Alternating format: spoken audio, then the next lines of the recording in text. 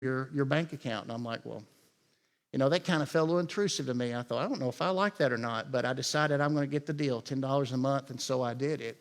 Obviously, I didn't do it for long. But why am I telling you this? Here's why I'm telling you this.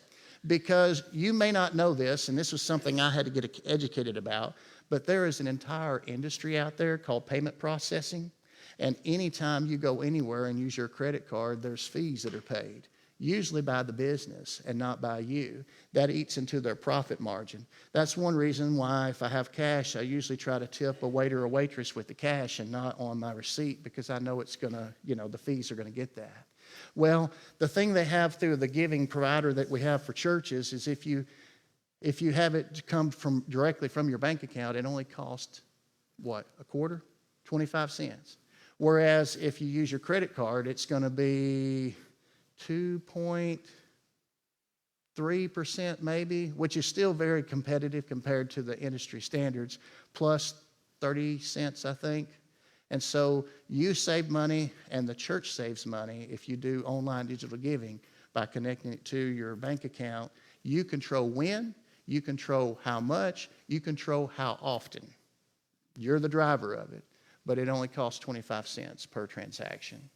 Just something to throw out there since we're talking about giving. Thought that was a perfect time and place to do that. But you'll be surprised. I mean, I had to get educated about that. A lot of churches have online giving, and they just use Lifeway, or they use this thing or that thing, and nobody tells you on the back end it costs this much percent every time. And so if if you get like $1,000 in online giving that week, and it's 2.3% plus that, you do the math, that adds up over time. Whereas if it's only a quarter, there you go. So now you know. Just wanted to get that out there. Public service announcement, okay? Now back to the message, because I want to close out. Thank you for your patience. So hear me here. 2 Corinthians 9:8, the gospel, okay? He was rich. We, in my words, are bankrupt before God. But he gave his all. And through his poverty, we're made rich. That's the gospel.